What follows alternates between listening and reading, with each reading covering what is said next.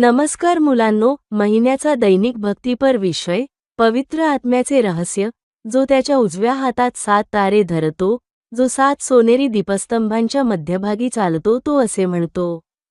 प्रकटी 2:1. प्रकटीकरणाचे पुस्तक हे शेवटच्या दिवसांसाठी एक विशेष संदेश आहे.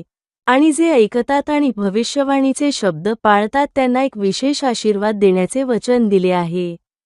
प्रकटी 22:7. प्रकटीकरण 21:7. जो विजय मिळवतो तो सर्व गोष्टींचा वारसा मिळवेल, आणि हे पुस्तक आपल्याला कसे मात करावी हे शिकवते.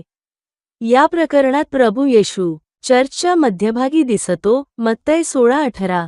या पुस्तकाचा संदेश 7 भागांमध्ये विभागला जाऊ शकतो आणि प्रत्येक भाग इतिहासाच्या कालखंडाचे प्रतिनिधित्व करतो. सर्व 7 संदेशांमध्ये आहेत आणि प्रत्येक संदेशाचे पुन्हा 7 भाग आहेत. प्रभू ख्रिस्ताला 7 पदव्या देण्यात आल्या आहेत. याद्वारे तो 7 मंडळांना स्वतःची ओळख करून देतो आणि प्रत्येक चर्च किंवा युगात त्याने स्वतःची ओळख करून दिलेल्या भूमिकेतील त्याचे ज्ञान होते, ज्यामुळे विजय मिळवणाऱ्याला मात करता आली. पहिल्या काळाचे चित्रण इफिसस येथील चर्चने केले आहे. प्रकटीकरण 2:1 मध्ये इफिसस येथील चर्चच्या देवदूताशी बोलताना ख्रिस्त स्वतःची ओळख त्याच्या उजव्या हातात 7 तारे धरणारा म्हणून करतो. प्रभूने या चर्चला स्वतःची ओळख 7 सोनेरी दीपस्तंभांच्या मध्यभागी चालणारा म्हणून करून दिली. तो चर्चवर गंभीर आरोप करतो, तू तुझे पहिले प्रेम सोडले आहेस.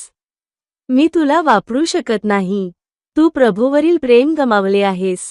प्रभूवरील प्रेमाशिवाय तो आपला वापर करू शकत नाही. या चर्चला वचन दिलेले बक्षीस म्हणजे जो विजय मिळवतो त्याला ख्रिस्त जीवनाच्या झाडाचे फळ खाण्यासाठी देईल. प्रकटी 2:7. विश्वासूपणाचे बक्षीस म्हणजे जीवनाच्या झाडाचे फळ खाणे. परमेश्वराची स्तुती करा.